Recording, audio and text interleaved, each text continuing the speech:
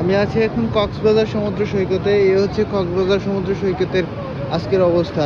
এখন প্রায় 7টা পৌনে 8টা বাজে।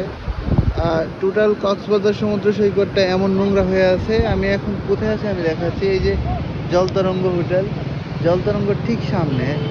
তো শুধু জলতরঙ্গের সামনে যে বিষয়টা এরকম না, টোটাল কক্সবাজার সমুদ্র সৈকতের টোটাল অবস্থাটা এরকম নোংরা, অথচ মানে এটা দেখার মতো কেউ নাই। আমার মনে হচ্ছে যে এটা পরিষ্কার করার যারা যেসব কর্মকর্তা বা কর্মচারী নিয়োজিত আছে, ওনারা মনে হয় কখনো এগুলা কেয়ার করে না এবং দেখে না।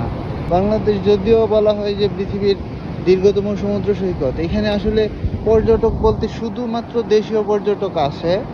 এবং এত দীর্ঘ সমুদ্র সৈকত থাকা সত্ত্বেও আমার জানা মতে বাংলাদেশের বাহির থেকে কখনো কোনো পর্যটক আসে এরকম আমার জানা নেই। অন্তত টার্গেট করে যে এত বড় সমুদ্র সৈকত দেখতে যাব, এরকম মানে নাই বললেই চলে। আমি কখনো শুনিও না, ইভেন কি দেখিও নাই।